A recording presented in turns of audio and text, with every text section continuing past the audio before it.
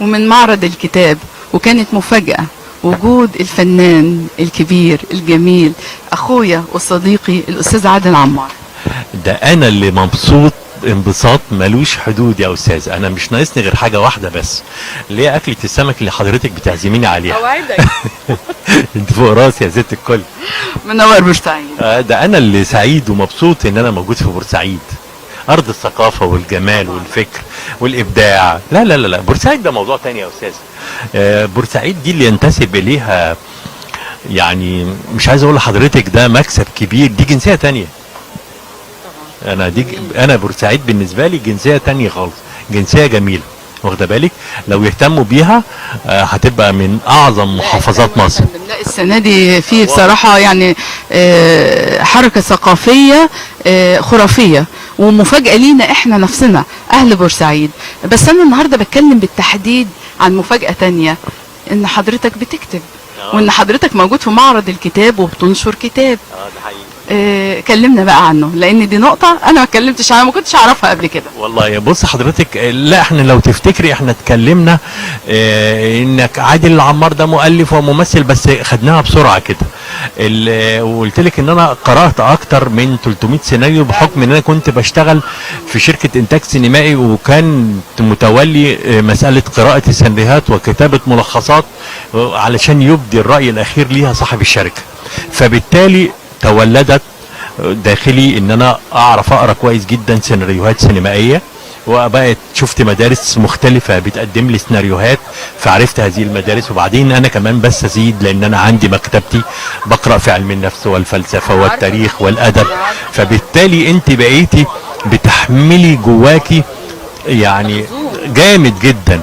فتيجي مثلا تتأثري بموقف حصل قدامك فتبني عليه موقف درامي او موضوع درامي، واخده بالك؟ وتبداي انت تكتشفي المواهب المختزله جواك عبر السنين اللي فاتت في القراءه طول الوقت. بتقري سيناريوهات، بتمثلي في افلام، بتمثلي في مسرحيات، بتنتجي افلام، بتنتجي مسرحيات.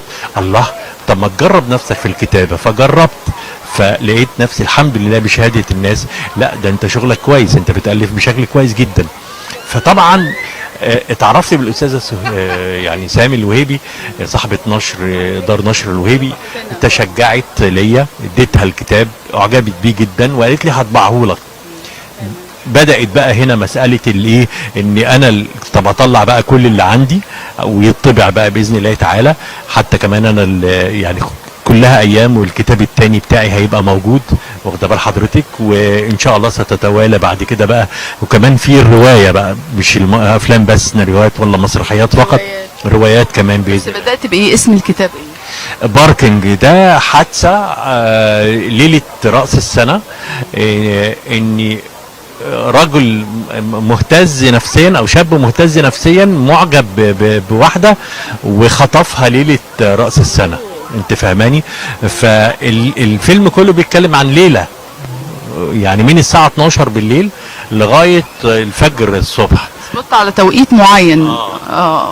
بسيط بس بالتفصيل. بالتفصيل بقى، في صراع بقى ما بين الانثى وما بين هذا الرجل، يعني مين هينتصر في الاخر يعني، واخده بالك؟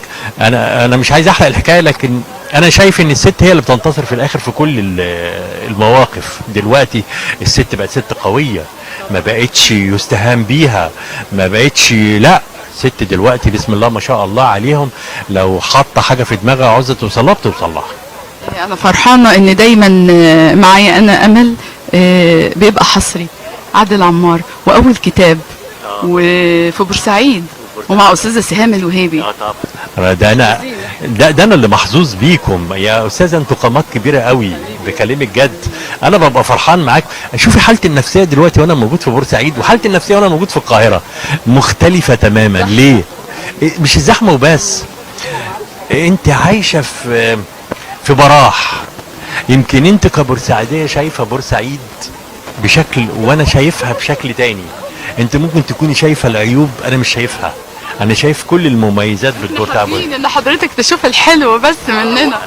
انا شايفها جميله ومبدعه، وشايف ناسها قد ايه لطاف، قد ايه حلوين، والله يعني انا فرحان انها في وسطكم يعني.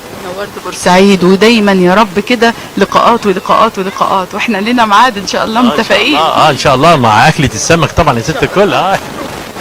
اشكرك يا فندم. ربنا يخليك يا ست الكل، سعدت بيك يا فندم. شكرا لكم.